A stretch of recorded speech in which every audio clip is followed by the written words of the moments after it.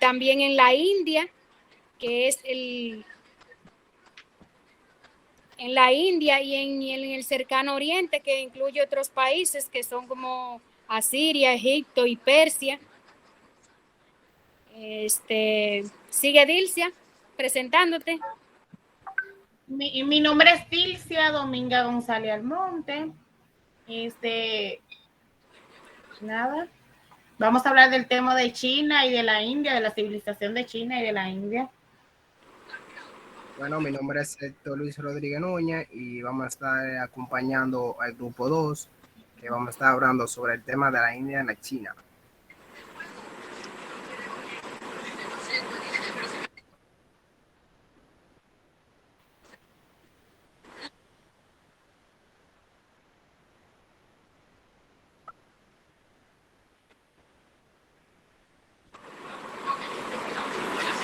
Mi nombre es Yoberni Esther Núñez y como han mencionado estaremos debatiendo la cultura china y su influencia en el deporte y pertenecemos al grupo número 2. Ok, bueno, yo estuve leyendo sobre el tema, estuve leyendo en el material que tenemos que realmente en la antigüedad como que no se veía exactamente la educación física. Yo la tengo prendida y yo me veo. Yo no sé qué es lo que pasa. ¿Ustedes no me ven? Continúa. Ok, estuve leyendo en ese material que realmente en esas antiguas, en la antigua China no se tomaban tanto en cuenta la actividad física, para ellos no era tan importante. Pero cuando se trataba de niños en todas las civilizaciones que hubieron, en todas esas dinastías que habían ahí de China, se dice que sí habían algunas actividades físicas porque los niños las requerían. Y en sí, ellos más le daban la importancia más como a la espiritualidad que a eso de la educación física. Pero aún así hacían deportes. No todos los deportes que están ahora, que uno puede ver ahora, pero sí ellos hacían carreras de caballos, hacían otro juego de patear unas pelotas. También los chinos se identificaron mucho con algo que se llama la gimnasia, que ellos la veían la gimnasia como algo algo que servía como para terapia para ellos mismos, y de ahí nació el kung fu, que ahora lo conocemos y vemos muchas películas y todo eso.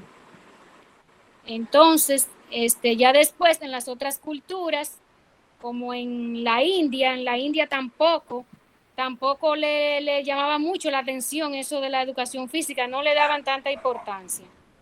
Pero ya sí en el cercano oriente, que estaba Siria, Egipto, los hebreos y los persas, ahí sí ellos le dieron mucha importancia a la educación física y ahí sí ya estaban los deportes específicamente funcionando y sí sentían y veían la importancia que tenía eso en el desarrollo del ser humano. Ya, bueno.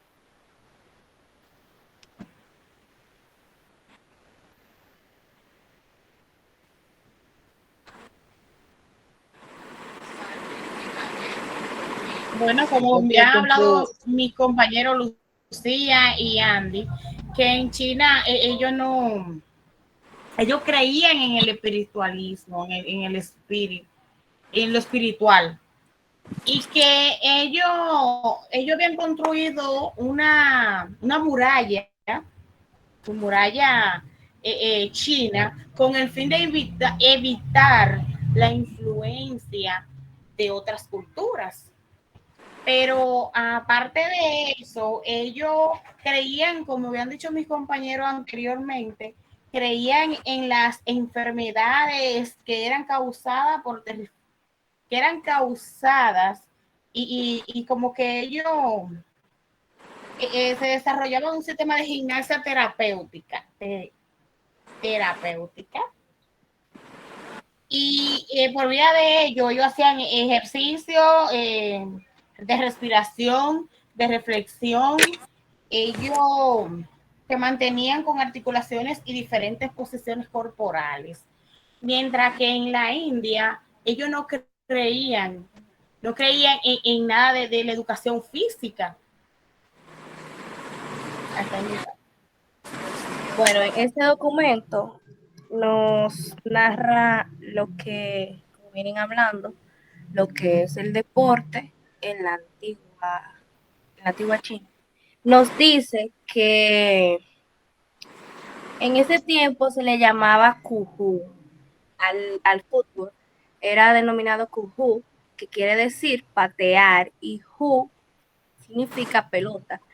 Nos dice que se relacionaba en que jugar fútbol y las personas que perdían era castigada.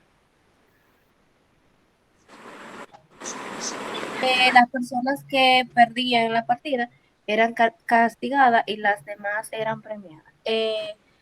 Sigo leyendo más para abajo y me doy cuenta que el documento no quiere mostrar la forma en que en esos tiempos era jugado el deporte. Igual como nos dice, el deporte allá los chinos eran como una parte encerrada, como decimos nosotros, porque no creían en muchas cosas. Como decían, la mente del deporte se vino como relacionando más, era por los niños, porque los niños necesitan moverse y esas cosas.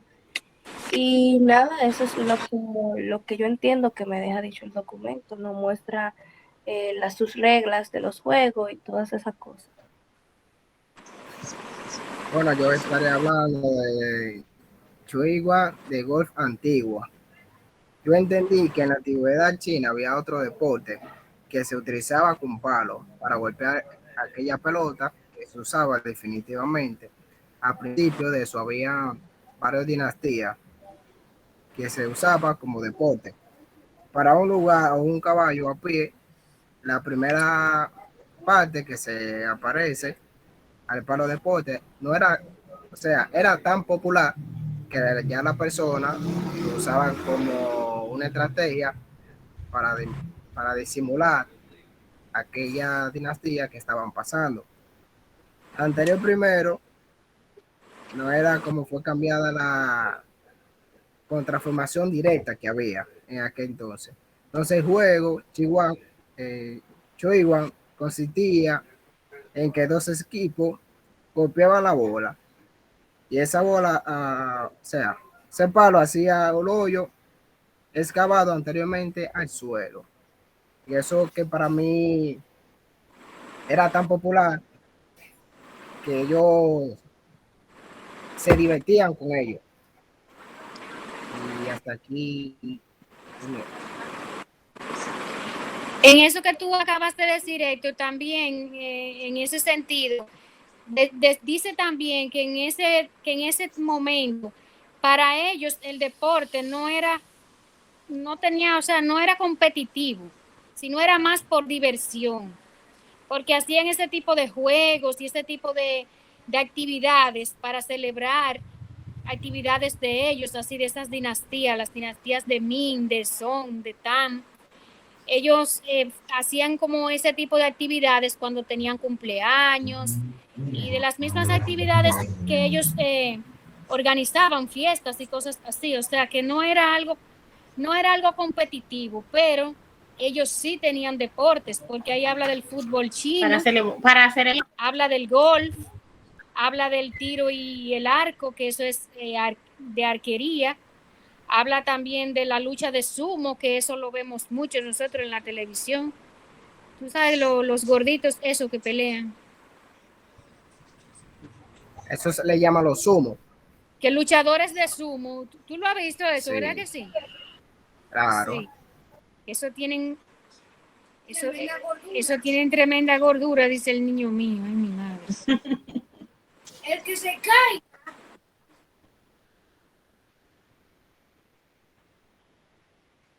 Sí, sí, es.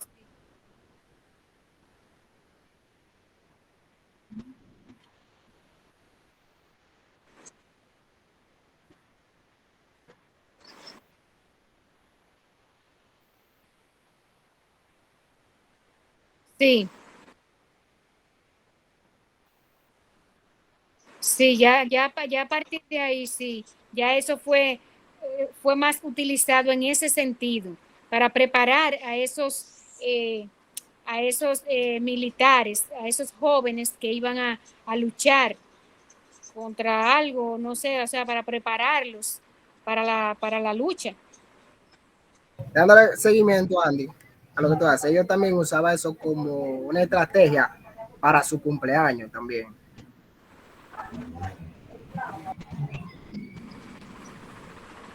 Hay una parte que nos dice que las naciones...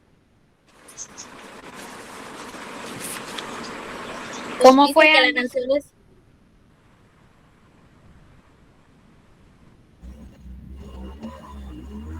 Dilcia o Andy. Andy fue que habló. Okay.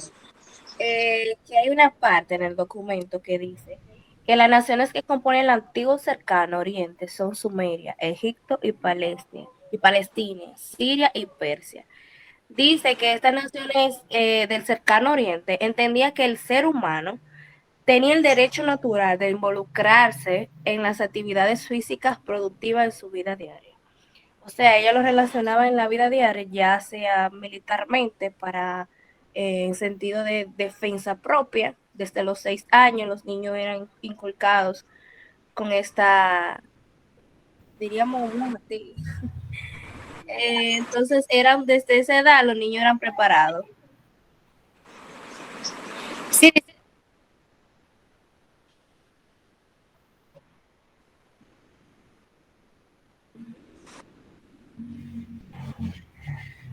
Sí, más vigorosos y prepararlos física y moralmente a su ejército, para prepararlos física y moralmente para el ejército. Esa era la idea en sí.